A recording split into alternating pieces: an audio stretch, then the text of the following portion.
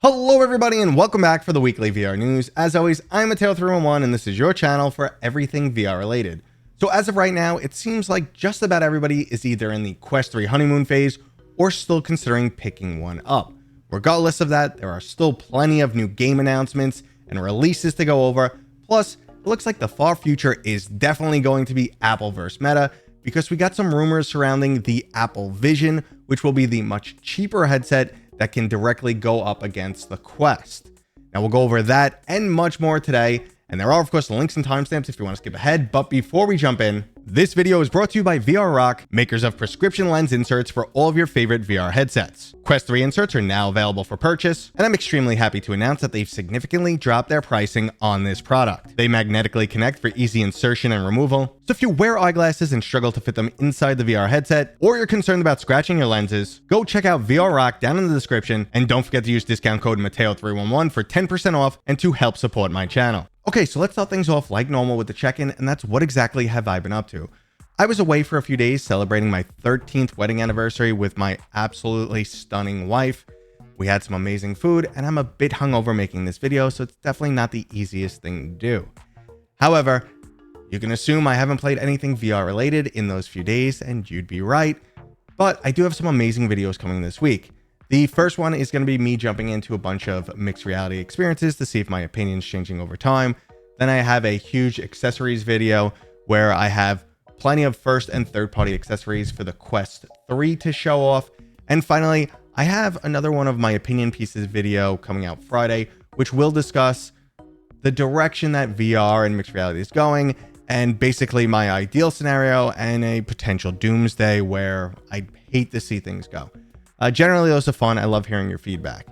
But that's it. Let's move on to what's releasing this week, starting with the MOBA-style fighting game Glassbreakers, Champions of Moss, making its way onto Steam. The open beta is currently free to play and drops you into some highly strategic 1v1 battles where you control a team of 3 fighters from the Moss universe. Each character has their own special abilities, which allows for the creation of some highly synergistic squads, and these fast-paced, under 10-minute competitions will have you coming back time and time again, especially if you're someone who's interested in unlocking new characters and cosmetics. But if MOBA fighting games aren't your style, the quirky, minigame-filled, story-driven experience Sushi Ben is also releasing this week. I'm sure these comic book-style graphics will look fantastic in VR, and there's a wide array of mechanics and gameplay experiences throughout this title. So if you enjoyed a game like Sam & Max, this time it's virtual, I think you'll also enjoy Sushi Ben. Now moving on to a title that's slightly more my style, we have the horror-themed puzzle game, The Seventh Guest. Now, I'm old enough to have played through the original title that released back in 1993. The puzzles definitely challenged me back then, and I found the overall horror theme to be pretty damn creepy. But one of the biggest standouts on the title was the fact that they used film footage, something I'm really happy to see that they did in the new VR version. Actors have been filmed on a green screen, and then a ghostly version of them is imported to the virtual world. Now, I've only experienced roughly 30 minutes of this upcoming title, and I can say that the filmed characters look absolutely fantastic, and the game definitely captures the essence of the original. So if you have any interest in a horror-themed puzzle title with a storyline, go check out The Seventh Guest. But if you'd rather just have some good casual fun, you might want to pick up a snowball and wing it at your friend in Snow Wars. Not every shooter has to be about blood, guts, or killing zombies. There's both a single player mode that'll have you battling snow-themed creatures, or jump into some online PvP and battle it out with some unique weapons like the snow catapult, snow machine gun, snow vacuum, or even a snow slingshot.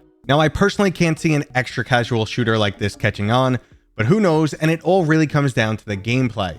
If that's a solid loop, well then, people are going to pick it up and enjoy it. And the final game releasing this week is the tennis simulator Tennis on Court. Now, even though this is designed to be a simulation, there are both arcadey and realistic gameplay modes to choose from, in both 1v1 or 2v2, single player or online PvP modes. The tennis fans out there will be happy to see that there's 6 different stadiums featuring multiple different surfaces, 13 different rackets to choose from, and fully customizable avatar. Now, I've never actually played tennis before, so the next sports title is a little bit more my speed. Now, I feel like I say this every other month, but Walkabout Mini Golf has yet another course for us to check out, and this one's a haunted mansion that'll be available to us just in time for Halloween. The Widow's Walkabout will release on October 19th, and since Mighty Coconut always does such an amazing job, I'm definitely curious about checking this one out with a bunch of friends.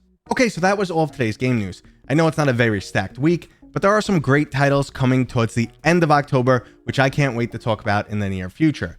Until then, let's move on to hardware news, starting with some rumors for a new Apple VR headset. The Apple Vision is supposedly the much cheaper, consumer-friendly version of the Apple Vision Pro, and it may be releasing as early as 2025 with a $1,500 price tag. Now, I know that's still pretty darn expensive, but that's less than half the price of the Apple Vision Pro. Now, in order to drop the price tag that far, they're supposedly moving on from their M series chip and using the A series from their iPhones, and also removing the front panel display, which allows people outside of the headset to see your facial expression. Now, as cool as that feature may be, it doesn't truly impact the experience of the user wearing the headset, so it doesn't seem like a sensible item to cut out. Now, personally, I was extremely intrigued with the processing power of the M2, and was really curious to see just how robust AR and VR experiences could be on that device, so the downgrade to an A series chip is much less appealing for me. However, the iPhone 15 Pro is somehow capable of running Resident Evil Village and the Resident Evil 4 remake, so maybe it won't be that weak after all. Now, with two huge companies like Apple and Meta competing in the mixed reality space, I'm really curious to see just how good the experiences will get in the near future. But until then, let's keep discussing the Quest 3.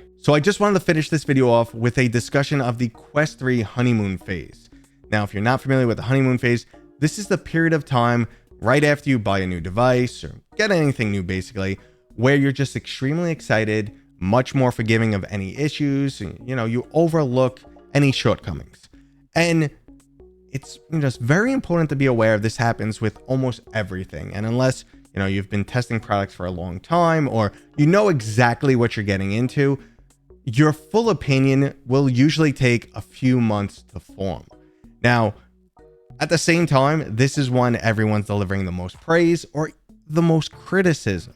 And I'm trying to play devil's advocate and give you guys both sides. I know that tends to piss everyone off. The people who like the product get annoyed when I, talk down on it. And the people who hate the product, get annoyed when I say, hey, it does this amazing, They call me a shill. I'm committed to trying to be down the middle, a little gray on all topics. And I just tell you what I like and what I don't like. I try and help you make, the best decisions you can based on all of the information that's out there. Regardless, the honeymoon phase is still going on, and I just want you guys to be aware of that. This headset is undeniably good. The Quest 3 is fantastic. And I know a lot of you are trying mixed reality and it's blowing you away. And I've discussed how I'm not super excited by it, which, some people want to respond to me by, okay, boomer, but I just don't think the experiences are robust enough just yet. However, the future, especially when they get into competition with Apple, looks truly exciting. There is some insane potential here. And like I said, guys, the moral of my last video where I said don't buy a Quest 3 or the top reasons to avoid it is basically there's nothing wrong with waiting a little bit. There really is nothing wrong. The landscape changes over time. Opinions stabilize over time. So there's never anything wrong with waiting. Resist the FOMO. Enjoy your funny honeymoon phase while it's going on. That's usually like the best time. And let's hope it lasts for an extended period of time. Let's hope it doesn't waver. Let's hope a year from now you enjoy your Quest 3 more than you enjoy it right now. And that was today's video, guys. I hope you enjoyed it. If you did, go ahead and give it a thumbs up. If you're new here, consider subscribing. And as always, I'll see you guys on next time.